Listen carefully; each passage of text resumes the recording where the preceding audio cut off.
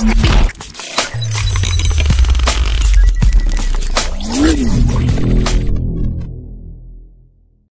B nilainya 2, iman si C nilainya 3, sampai Z nilainya keberapa nilainya, itu masuk semua asal hatinya ada iman kepada Allah Subhanahu wa ta'ala. Maka yang perlu kita bahas pertama adalah makna iman. Al-iman huwa tasdiqun bil qalbi, qaulun bil lisan, wa amalun bil arkan. Kalau terjemah saya, kalau ucapan kita mau bagus, kalau amal kita mau baik, beresin hatinya. Kenapa? Karena hati itu raja. Yang diberesin bukan pipi, ngaca, dan lain-lain. Tapi yang perlu kita koreksi terus-menerus, hati kita, adakah Allah atau adakah di dalam hati kita selain Allah?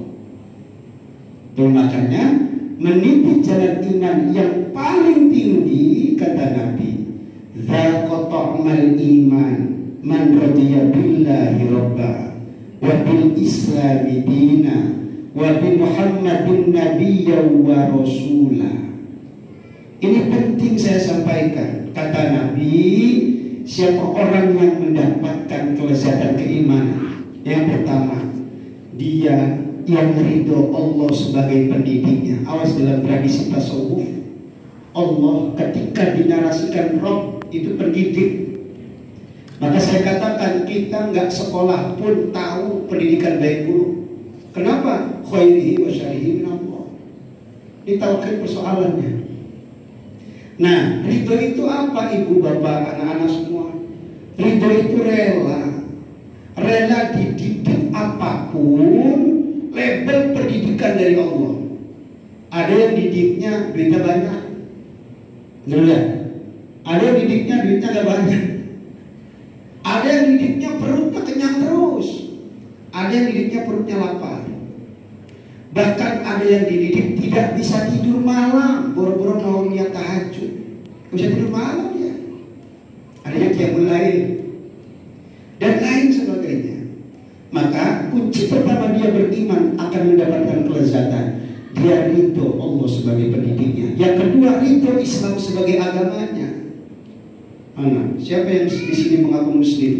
Saya tanya, dari 24 jam, adakah Allah dan Rasulullah dalam hati kita? Kalau ada, apakah kita menyaksikan Allah ataukah kita menyaksikan Rasulullah? Kita kan agama Islam semua nih. Apa syarat utama masuk agama Islam? Asyhadu an la ilaha illallah wa asyhadu anna Muhammadar Rasulullah. Ini kalimat gak sembarangan, Pak, Bu, anak-anak semua. Asyhadu, saya bersaksi. Memang ada di sini yang bisa menyaksikan Allah? Ayo siapa? Mana ada ustaz? Ada ustaz di sini? Ada yang bisa menyaksikan Allah? Ada yang bisa menyaksikan Rasulullah, ibu-ibu? Bapak suaminya qiyamul lail udah cemberut baik di rumah, ya kan? Masuk ke masjid seringnya makin kiri, masuk WC kaki kanan, dan lain sebagainya. Apa ini disebut orang yang benar-benar ridho Islam sebagai agamanya? Maka narasi ini kemudian diterjemahkan berdasarkan pengalaman spiritual para ulama kita, termasuk Syekh Nawawi Al-Bantani mengatakan asyhadu ai a'taqidu. Saya bersaksi itu maksudnya saya meyakini, meskipun kita belum bisa menyaksikan Allah, masih marah, kalau buka masih kerakusan, berlalu ya pengennya mendidik ala Rasulullah, dikasihnya kolak, kasihnya gorengan, kasihnya ayam, kasihnya air kelapa. Ini dididik manusia, dididik dan lain sebagainya. Ini penting sampaikan. Bahwa menjadi muslim itu berat, Pak. Menjadi muslim itu berat. Kenapa berat? Harus terus gumantung, ngikut itba kepada baginda Nabi Muhammad Sallallahu Alaihi Wasallam. Menyalahkan yang lain, bukan hanya Rasulullah. Marah, bukan ajaran Rasulullah. Ya kan? Mau menang sendiri bukan ajaran Rasulullah, bukan pendidikan Islam dan lain sebagainya. Maka yang terakhir, kita akan mendapatkan kelezatan iman. Muhammad sebagai Rasulullah Shallallahu Alaihi Wasallam. Ini yang membedakan kita sama Yahudi. Umat Yahudi juga puasa, umat Nasrani puasa, umat yang lain puasa, tapi mereka tidak sampai cinta kepada baginda Nabi Muhammad Shallallahu Alaihi Wasallam. Maka ada ungkapan mahabbah yang sangat luar biasa. Ini tingkatannya bukan tingkatan kita. Sayyid Abdullah bin Alawi Al-Haddad dalam kitab Nashaihuddin menyampaikan, kalau ada orang yang seumur hidupnya bersolawat sekali seumur hidupnya, maka ia tidak layak masuk nerakanya Allah Subhanahu wa Ta'ala, karena ia mendapatkan 10 rahmat dari Allah. Kira-kira logis ya? Ini luar biasa. Nah, maka kemudian etapa pertama ini masuk ke etapa berikutnya, syahrul azimun mubarakun. Kenapa puasa itu penuh berkah?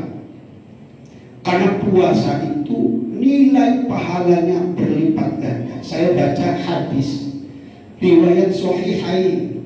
Kalau riwayat Sahihain itu Imam Bukhari Muslim. Saya baca di kitab Lataiful Ma'arif karangan Syekh Ibnu Rajab Al-Badri. Narasi hadisnya semua Ibnu Adam, semua amal Ibnu Adam itu untuknya satu kebaikan bernilai 10 sampai bisa mi'ati di'fin, sampai 700 kelipatan. Baru kemudian lisoimi farhatani farhatun inda fitrihi, ada yang diksinya fitrihi. Nanti wah gak bisa baca kitab tuh, jangan begitu. Ada yang inda fitrihi, ada yang inda iftari, tergantung kitabnya nanti. Wa farhatun inda liqa'i rabbi. Nah, ini kenapa puasa itu penuh berkah? Karena banyak sekali lipatan pahala. Yang ingin saya garis bawahi di ayat surat Al-Baqarah ayat 183 itu adalah ada starting iman, ada finishing takwa. Starting iman, finishing takwa, riyadohnya, latihannya adalah puasa. Mengapa puasa itu hebat? Puasa itu hebat karena lapar dia, karena kosong dia, karena jernih dia.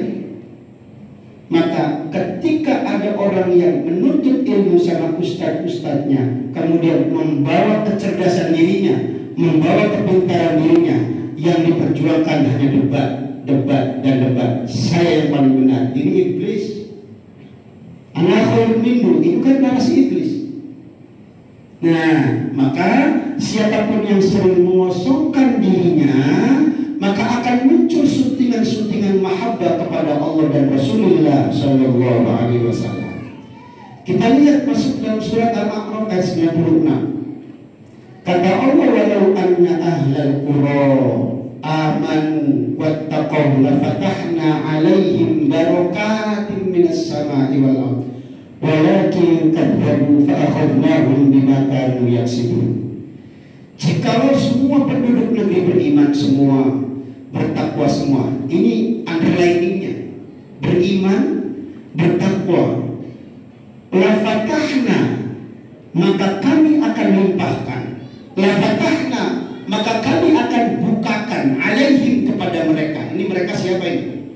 Beriman dan bertakwa, barokah, keberkahan minas sama'i wal ardh. Berarti barokah itu kunci sukses dunia akhirat, bukan jabatan, bukan amal, tapi barokah. Nah sekarang, apa itu barokah? Apakah barokah itu kayak orang Jawa habis tahlil dapat berkat? Ini berkat ini apa? Apakah barokah itu kita punya putra putri selalu peringkat 1? Apakah barokah itu kita sering qiyamul lail di masjid? Nah ini menarik. Apakah barokah itu hafizul Quran? Nah menarik nih. Saya provokasi nanti bahasanya. Nah, barokah, ada seorang ulama Mesir, tampan, tinggi, masih muda, Syekh Raghib Al-Asfahani. Apa kata beliau? Al-barakatu hiya subutul khairi al-ilahiyyi fi syai'. Jadi yang disebut barokah itu tetapnya kebaikan pada sesuatu, tapi yang bersifat Allah, bersifat ilahiyah.